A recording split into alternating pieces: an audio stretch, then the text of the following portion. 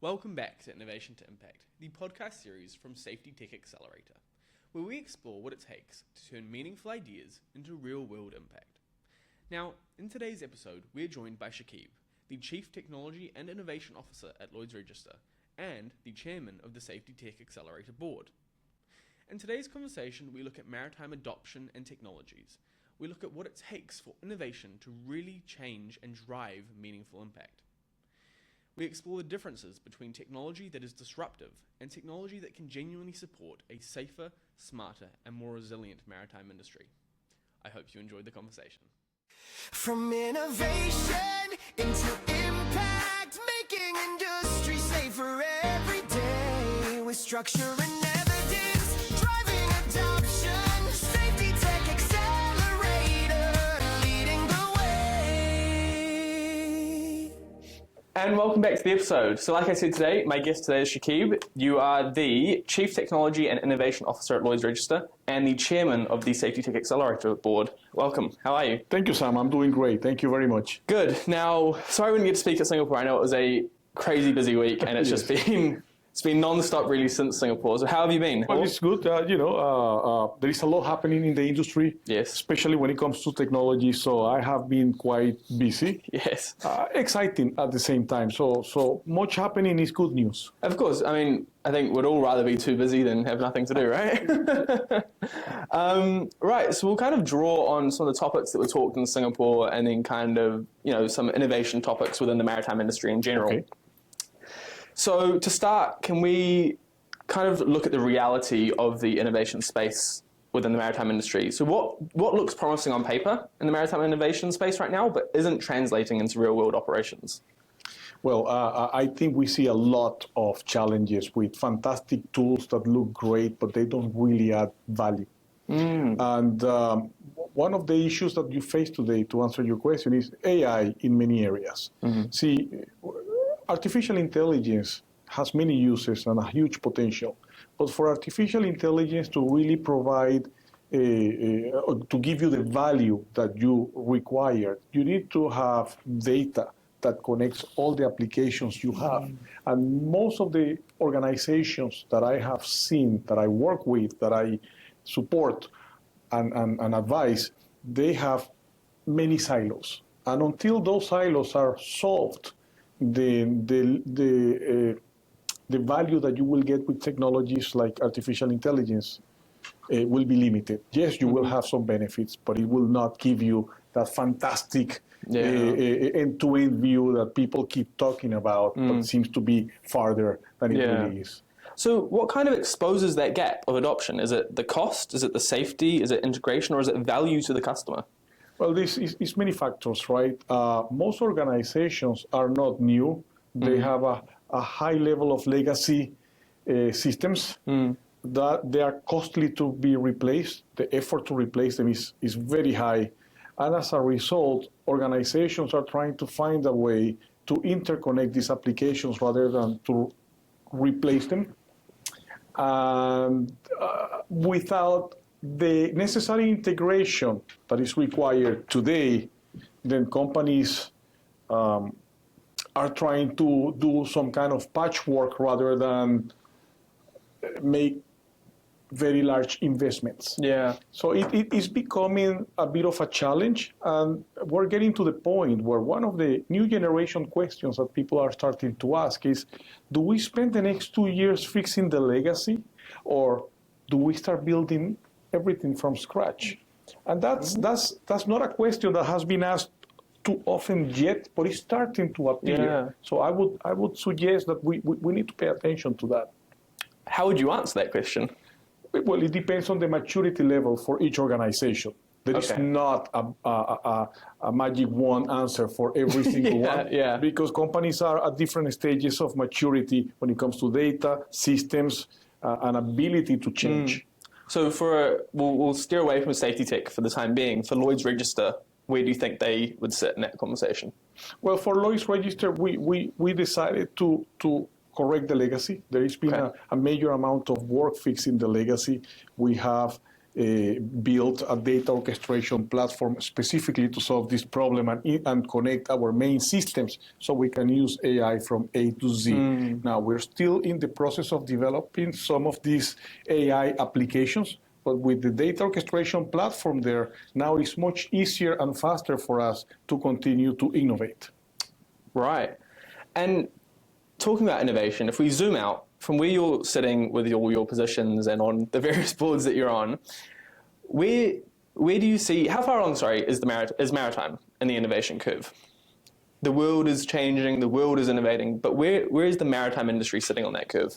I think we are not as far as we sound. There is a lot of talk about AI, there is a lot of talk about automation, but the reality is that because of the challenges I mentioned of systems, but also the lack of serious investment in a real transformation and automation program, then organizations are falling behind. So it's very few that are actually investing the amount that is required for them to be competitive. And it worries me because I am a firm believer that the future winners in the maritime industry are the ones that realize today that they are going to need to do what they do better, faster, and cheaper. And that will only be enabled with better processes and technology supporting those better processes. Yeah. I want to draw back on one of the topics that we talked about in Singapore, which is the age factor in the maritime industry. Now, twice we've already brought up how, you know, people need to change their mind, or it's an older generation thing versus a younger generation thing. For someone like me who's, I'd hope, the younger generation of the maritime industry, where do you see us fitting into this space? Because you talked about system challenges, integration of technologies. Yeah. That is something that typically gets put on us in terms of we know how to use technology, we know how to integrate it into our workplaces. Well, I think we are in the middle of a major transition. Okay. And this transition is not the same as before because the new generation coming into the industry are technology savvy for the most part. Everyone uses their phone for everything, and people come and expect to be able to do what they want to do, having the same level of mobility they have in the personal life. At the same time, we still have many highly experienced people in the industry who are a bit more resistant to the technology change. So we happen to be in the middle of that change, and we have to manage it carefully because we want to make sure that we continue to engage the experienced people that have helped us get here, while at the same time be attractive to the new generation. And being attractive is important because if we do not adopt technology and they don't join the maritime industry, then we will be left behind. Now, my follow-up to you was going to be, are we talking about transforming and transformation, or are we actually doing it? But I think I want to rephrase this and ask, do we need to do both? Do we need to talk to the older generation while maybe letting the younger generation put that effort and that time into transforming it? Well, that's part of the change management, absolutely. I think, at least in my experience, where companies are being successful into getting that support from the generation that has been there for many years is by making sure they understand not only the what and the why, but the what's in it for me. If they understand the reasoning and how technology is going to make their lives better and easier, then they usually tend to support it. They are not resistant because they just don't want to do it. The truth is we have not done a good job as an industry to educate our personnel about the true benefits for them to make that change and to support the change. So for the maritime industry to move further along that innovation curve, education is at the heart of that. Yeah, that has to be a very strong point of change management. Yeah, interesting. And what's the sharpest gap you see between technology that's getting the attention and technology that's actually being used at scale versus those that aren't? I would say integration. We love to talk about nice technologies that look fantastic, but without integration with different systems in your organization, then what you are creating is small silos. So it's breaking those silos. Now, I'll give you a very interesting a point here. When I talk to people, I hear quite often the maritime industry is not digitalized. And I would dramatically differ from that. We are highly digitalized, but we are digitalized in silos. Now, when you look at a ship, for example, the way they operate, you have plant maintenance systems, you have crew systems, you know, all type of systems, but they are not connected for the most part. And that lack of integration and interoperability, I think you say, is what's causing the challenges. You are not able to see from A to Z and get intelligence from A to Z. You get intelligence in silos. That is dramatically limiting. So only the technologies that are able to integrate are being implemented at scale. And so for startups, you think for them to prove to a tech company, to an investor, to a Lloyd's registered, to a Safetytech Accelerator, that they deserve a pilot or, you know, an opportunity, they need to prove that they can break out of those silos? Well, they need to show the value of what they are doing, right? So one of the biggest failures for many startups, not only in the maritime industry, but in general, is that they created fantastic solutions that don't solve a real problem. Yeah. And the reality is that this is a business. And if you want to sell your product, you need to solve a problem that is big enough that people are willing to pay for your solution to solve that problem. And therefore, the key for those companies that succeed is to understand the industry they are trying to sell to make sure that whatever they are solving is a real problem that people are willing to pay for. Yeah, I think it's really interesting you talk about that. Me and Marius, when we were in Singapore, one of the big topics we started to discuss, was want versus need. Companies wanting something versus needing to buy it. And this is where we got to this by looking at all the startups in Singapore, and a lot of them were fantastic. They had really cool concepts of stuff that they were doing, stuff that they were measuring, monitoring. But why were they monitoring it? There was zero problem that they were trying to solve. That's what I'm saying. So not everything that can be measured should be measured. Yeah. Because it might not add value. Yeah. And if a company is going to pay for something, they're going to pay because they need it. You may want to measure a turtle going from A to B.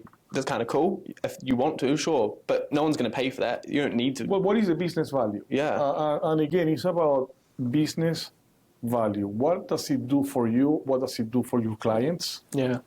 And is that a problem that people are willing to pay for to solve? So can you give me an example of something that should have worked but didn't, and why it didn't? Well, I would say it didn't work, but it didn't have the value that was sold. And again, let's go back to AI or probably analytics. You see a lot of organizations that, a few years back, Power BI was supposed to solve the problems of the world by showing you everything that's happening in your organization. Yeah. That didn't happen. And the reason it didn't happen is because it worked in silos. Data was not clean. They implemented it based on systems, and then what you see is limited to the data you have in those systems, rather than having a platform that gives you from A to Z. Yeah. So that's an example of technologies that are not bad, but for them to add value, they need to have the right level of integration across systems for you to truly take advantage of them. Now, would you say that this is purely a tech problem with the startups and with their technology, or would you say it's slightly an ecosystem issue? It is definitely an ecosystem issue because, as I mentioned when we started talking, is that we have a lot of organizations with a lot of legacy systems. Yeah. And those legacy systems were created with different technologies and were not designed to be interconnected.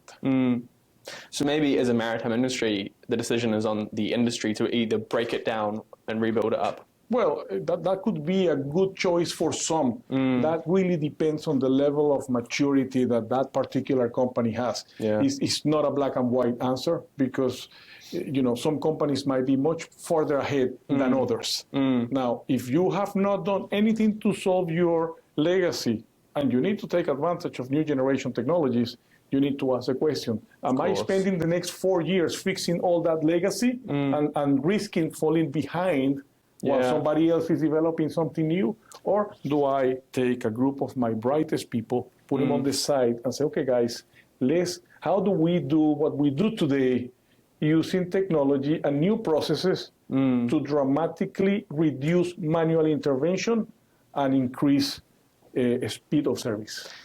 Yeah, it's interesting you say that. We talked to someone from the German Maritime Center on one of our other episodes for the podcast, and we talked about, cooperation is one of the keys for this industry, and the next 10, 15 years we need to be able to cooperate. But it comes down to that maturity of the company, the person, the whatever it may be, of can you cooperate? A lot of them, from his perspective, he said, had the mindset of, we'll cooperate as long as we're getting what we're getting what we want. And if you don't get that, it's not really cooperation, is it? Well, the reality is, again, these are businesses. So you want to cooperate, you need to have a win-win situation. Unfortunately, organizations in the maritime industry and in any industry, they're not sitting there doing nothing. They need to add value. They need to create revenue for the organizations. And as an organization, they need to add value to their clients in order to achieve that. So working on side projects that sound fantastic but don't get you to do what you do better could potentially be seen as a waste of time. And I think that's a fair point, and it's a fair mindset for a company to have. You must be able to cooperate until you put your own company and your own people in jeopardy, right? Because then you're not cooperation, you're just self-destructing. Absolutely. So it's about value, value creation. Now, we kind of talked about startups struggling to break out of these silos, to show integration between them. And some of the conversations we had with people in Singapore was that classification is often seen as the gatekeeper. Now, from the inside, what does it actually do for adoption, and where does it get in the way? Well, that's an interesting one. I think I see classification societies in this particular case as an assurance layer. Okay. I mean, if we are fast and we're able to test and prove that some specific technologies can actually add value, then, there is a likelihood that these technologies will be mass adopted because there is trust that an organization like a classification society has verified value. But we could be a big hindrance if we're slow, because then we're not giving that assurance to the industry. This is why we are continuously helping our clients understand the maturity level of their technology.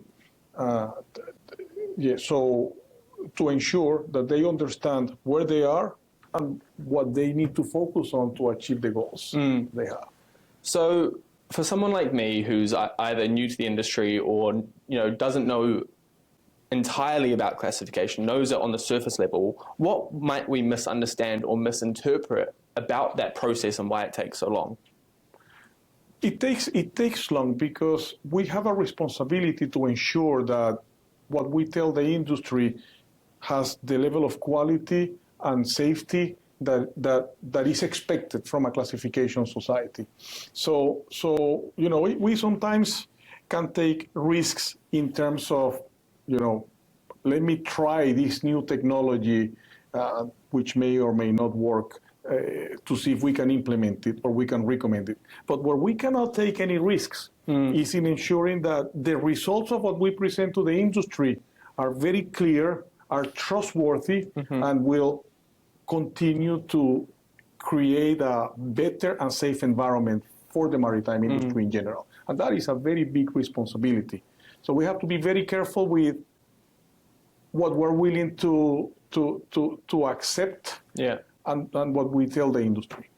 Because that's not just a responsibility to the person or the startup, that's a responsibility to the environment, that's a responsibility to the seafarers families, it's a responsibility to everyone, right? That we are saying that this is safe and reliable, and if it's not, correct, we're not the ones impacted as much, are we? We're not the people who are losing family members, who are damaging the environment. Yes, but we do have a major responsibility there. And this is why Safetytech plays an important role, because one of the biggest gaps in the industry, in addition to identifying the right technology, is who is going to give you that technology who can you trust to be able to implement and give you a partner and a technology that will actually solve the problem that you're expecting to solve. If you look at most failures in implementations of technology, those failures happen, one, because the scope is wrong, two, because you choose the wrong partner, or three, because the technology you chose doesn't actually solve the problem you were trying to solve on the first place. And that's where Safetytech helps, because it ensures that the problems that the industry have are solved by the right people with the right technology. And Safetytech, we work in critical industries, so I think that responsibility is amplified. We were at the Cargo Fire Anchor Partner meeting 2 days ago, and we were talking to members, the Anchor Partner members, and we could really see, or at least my perspective, this was my first time there, I could really see the weight of the cargo fire and loss issue on these people.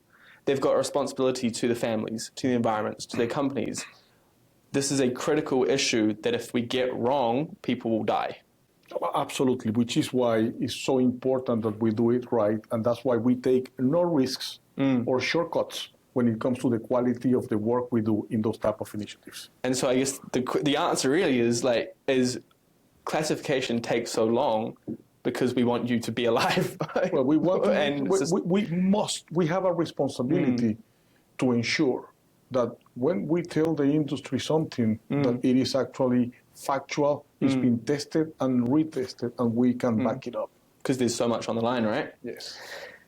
Now, where does Lloyd's Register accept that risk in order to move forward, and where does it refuse? How do you draw that line in a safety critical industry? Because we were talking to a startup in Singapore, and they said, we want someone to take a chance on us.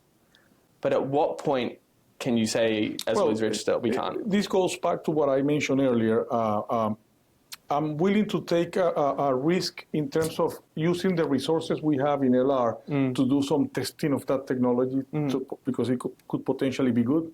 Where we are not going to take any risks is if the outcome that we introduce to the industry is not completely verifiable, because that can create potential hazards, issues, people can get hurt. So we have a major responsibility there. So we have a very clear line. We do not take any risks when it comes to what we're telling the industry. Now, you may not be able to say, and that's fine, but can you give me an example of where you've had to draw that line recently? Well, I mean, I'm drawing that line regularly because we do have several organizations with new solutions for the maritime industry that we need to evaluate before we can conclusively say if it will actually add value or not. Now, we do have several companies approaching us on a weekly basis from all around the world, and we have to take a chance sometimes and decide, okay, we will try these three that seem to be the most promising instead of others. And then you have to sometimes prioritize, and you can't. It can be a bit subjective sometimes. Yeah, and I think we can steer away. We've kind of gone down a negative avenue of the issues if you take a risk and it doesn't work out. But there are benefits within it, right? Historically, the industry has taken these risks and will continue to take these risks, because if the industry hadn't, we wouldn't be where we are today. Safetytech probably wouldn't be a company. Yeah, but I mean, what you're talking about is not really, the industry is not adopting risk. We are evaluating the risk for them. So that when they adopt whatever it is that they are trying to adopt, the risk is no longer there because we have already been able to test it. And we can eliminate that risk, right? And when we're able to eliminate that risk, that's when real impact can be achieved. That's right. When we can adopt something that works. Now, you sit at LR and as CTIO, but you're also the chair of Safetytech. Yes. Why did you back an accelerator? And what's it doing for LR that LR can't do alone? Well,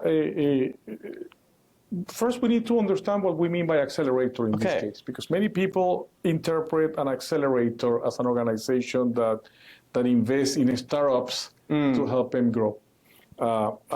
In the case of Safetytech, we supported the creation of Safetytech because one of the gaps of the industry is identifying the right technologies and the right partners.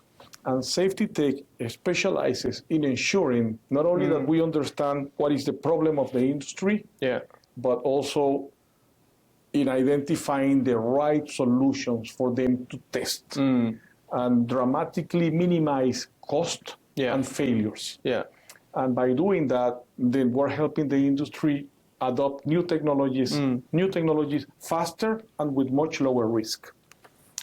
Yeah, I think it was one of the biggest eye-openers to me when I joined Safetytech is me and Marius were having a conversation and he said, we are an accelerator, but we're also not your average accelerator. And I didn't quite understand what he meant by that until, I don't know, I've been at the job for a while now where Safetytech's, we don't start with the technologies, we start with the startups and try and push them towards companies. We start with these major companies and find their challenges, find their solutions.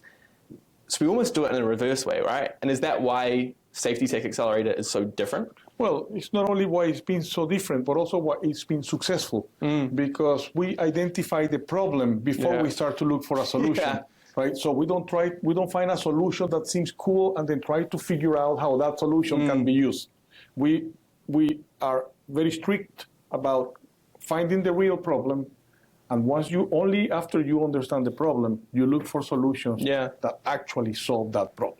I mean, if we were starting with the solution, I think we saw this in Singapore, and we can go back to the topic of are startups creating issues just for the sake of solving them? We'd be there forever. Absolutely. We'd never get any work done because there are so many solutions, but you need a problem to match with that solution. Yes. And that, I think, is where the value is. And is that also where we can kind of use LR and the connections between LR? Because why can't LR do this by themselves? Why do they need Safetytech Accelerator? Well, that's not what we do. As simple as that. So Safetytech was created specifically to fill that gap. Yeah. Now, for technologies that do make it, what kind of support moves the needle? Is it pilots? Is it validation? Is it collaboration? Or is it something else? All of the above. Okay. Validation, pilots, all of those things must happen for something to be identified as a technology that solves a real problem. Can you rank them for me? Well, I would say pilots play a very big role. Okay. But for you to do a pilot, you need to first prove to Safetytech that you have something that can actually solve that problem before we go to a customer and recommend that particular technology. So validation and pilots. Okay. And if you could only give one to a startup, what would it be? Well, that's complex because if you try to break them, then you will have an incomplete job. So you need both. Okay. Going back to the risk that you're willing to tell we are not going to go to the industry and give them a mediocre solution. Yeah. And that's what we were talking about with that risk and making sure we do things properly and follow through with what we say we're going to do, right? Now, you were in Singapore, a major maritime week in our industry's calendar. What conversations during the week were actually moving the industry forward, and what was just noise? We talked a lot about how there's so many conversations about AI. There's conversations about hull cleaning. What's creating noise and what's moving us forward? Well, I think the solutions that are clearly solving major problems and understand the necessity for integration, I believe are going to be major enablers of the industry in years to come. A lot of the noise is about AI and AI replacing everyone. I think while AI is a technology that will continue to add value, the way I look at it from what it is today is that for most jobs that are not just repetitive tasks, then you still need to have human intervention. They will augment the capability of people, but it will not necessarily replace everyone. So I think there is a lot of noise about AI replacing everything, but there will be a very heavy aspect of AI in everything you do. So what I tell people today is you should not be afraid that AI will take your job. You should be afraid that someone that uses AI better than you will take your job. So it is the responsibility of everyone to educate themselves, use AI, use the tools that your company gives you to dramatically improve the quality of the work that you do. I don't know if you've seen it, but there are AI podcasts out there. So my heart is racing. As a matter of fact, they are, and we use them. Oh no! but nothing really replaces a conversation like the one we are having. So you have to understand the limitations. Yeah, but always keep on my toes. Now, I'm going to say you can't say AI to this answer because I think we all know we're going to be talking about it forever. But what conversation did you have in Singapore that you think we will still be having in 5 years?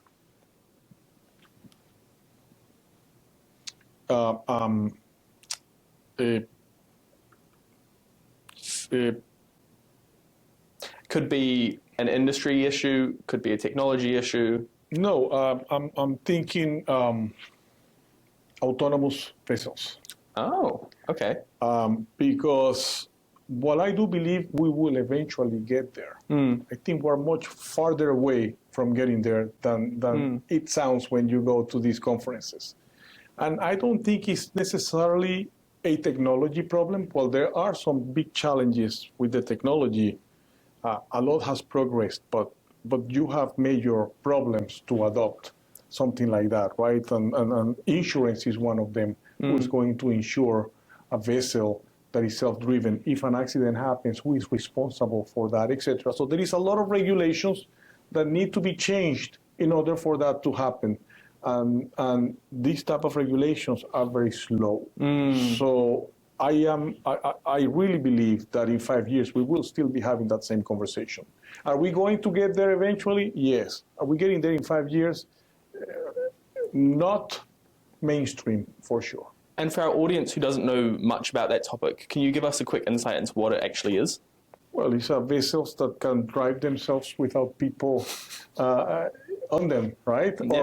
Or with very minimal personnel. And that's a major change. And we'll just quickly go back to the regulations, because in Singapore, regulations was a very hot topic. And one of the themes that everyone kept on telling me is that regulations were made 150 years ago for systems and technologies that were made 150 years ago. How can we change them? Well, we work with different authorities to try to influence and educate and help transition. But we have to also recognize that some of these regulations were created to solve big problems that created, unsafe environments, etc. So whenever we try to change those regulations, we need to be cognizant of the potential consequences, and therefore they need to be thoroughly evaluated, and that takes time. And it's frustrating, but that is a reality. Yeah, I think it's frustrating for everyone, right? It's frustrating for startups, but it's also frustrating for class. It's frustrating for innovation. Education. That is a key topic we've talked about this entire episode. How do we overcome this issue of education? Okay, in what sense? The industry. How can we better educate the industry on safer technologies, on safer systems, on tearing down the old infrastructure and building it up again? I think that the solution is going to that problem is going to happen with new generation people coming to the industry, bringing new ideas that are highly technology oriented. Okay. Because they will want to work the way they live. And that will, in my opinion, accelerate the adoption of technologies and ideas that will transform the industry that we haven't thought about yet. So it's up to me. It's up to you and the new generation to be a big catalyst. Yeah. You are not the only group responsible, but you will be, in my opinion, a big catalyst to achieve that. It has to start somewhere. It right? has to start, yes. Now, in 5 years out, who wins in Maritime and who loses? the winners are the ones that understand that they're going to need to adopt technology, and they're going to need to learn to differentiate destructive technologies from disruptive technologies. Because a lot of what you see out there is destructive and doesn't really add value. But if you're able to recognize and break and concentrate on those that can really add value, that can be integrated through the entire ecosystem, then you're going to be the winners. Can you give me an example of one of each? What is something that's disruptive and what is something that's destructive? Well, I think a data orchestration platform connected with artificial intelligence is going to be disruptive because it's going to enable you to truly create a predictive environment and to understand what's happening from A to Z. Technologies that are siloed, that only solve a small problem and are disconnected from the entire ecosystem, will probably not get you there in the long term. Interesting. And those who are open-minded, I think that's one thing I'm taking from this education idea and this new generation is you have to be open-minded to this change. Absolutely. But then it's also our responsibility as technologists to educate people as to what needs to be done, why that needs to be done, and like I said earlier, what's in it for them. Because, you know, for people to change the mindset, they need to understand what are the benefits. But I think you have to be open-minded in both regards. I know we've talked a lot about the older generation teaching the younger generation, but I, at least in my generation, in my experience, a lot of people my age aren't open-minded and don't want to listen to the older generation. They come out of university or their education thinking they know better than everyone else already, just because we've got a degree. That's not the case at all. I think I don't know, what do you think? I think it has to be both ways. Absolutely, it has to be both ways. We need to take advantage of the great experience of so many seafarers that we have and people that have been in the industry. If we are able to somehow combine the knowledge of these two groups, then we will dramatically accelerate the transformation of the industry. Yeah, and I mean, like you said, the seafarers, these are the people who are seeing the problems firsthand. Absolutely. When we go into our conversations with our cargo fire and loss initiative, with our anchor partners, they're drawing on insights from either being on board these ships or talking to people on board these ships. These regulations and these new ideas and new technologies, we need to think about them with that in mind, right? 100%. Now, I'll give you one more question because I know you're very busy. If you could ban one technology forever, what would it be and why? I wouldn't call it banning one technology, but if I could ban something from a particular trend, it would be the unlimited scrolling that we have today. Okay. Because it wastes a lot of time, it wastes manpower, that we could be using to do something creative. I would not venture to say that we need to eliminate something like social media because if used properly, it could actually give you some benefits. Yeah. But there are aspects of it that I would eliminate, and in this case is that unlimited scrolling and different videos. Those 30-second clips. I see my daughter, at 11 years old, continuously go through that and those kind of things. Yeah. You're the third person that has either said scrolling, social media. We had one person the other day, say just ban phones, get rid of them, sick of them. Anyway, thank you so much for joining us today. We really appreciate your time, and hopefully we get to speak to you again soon. Thank you, Sam. It's been a pleasure. Let's stay in contact. Amazing. Thank you so much. Appreciate it. I think that